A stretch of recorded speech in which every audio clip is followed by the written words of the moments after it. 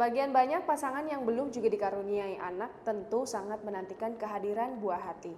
Namun wanita satu ini malah berakting menemukan bayi di dalam rumahnya, walau ternyata bayi tersebut merupakan hasil hubungan gelapnya yang ia lahirkan secara diam-diam.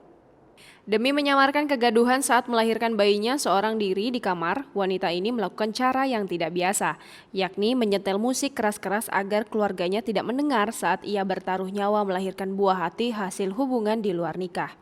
Melansir dari Antara, beruntung bayi wanita berinisial D, 20 tahun, lahir dengan selamat pada Minggu 9 Agustus 2020 sekitar pukul 6 waktu Indonesia Barat pagi hari.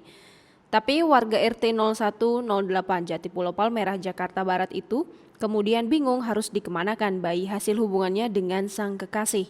Dengan cepat memutar otak agar tidak dicurigai keluarganya, D kemudian membersihkan dirinya dari sisa darah nifas. Bayi dengan ari-ari yang masih menempel itu kemudian ia bungkus menggunakan kain dan diletakkan di teras rumahnya. Selanjutnya ia berteriak memanggil ibunya dan pura-pura menemukan bayi yang dibuang begitu saja di depan rumahnya. Sontak saja temuan itu langsung menggegerkan warga sekitar. Ibu D, A, 56 tahun yang juga tidak mengetahui kehamilan putrinya mengaku tak curiga sama sekali dengan drama temuan bayi itu.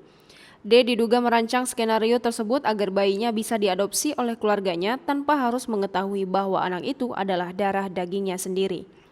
Setelah menyerahkan bayi itu kepada ibunya, D kemudian berangkat bekerja seperti orang biasa.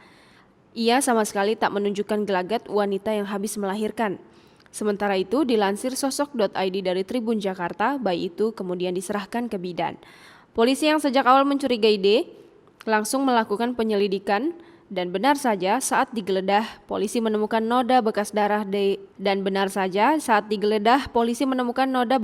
di spray dan kasur D.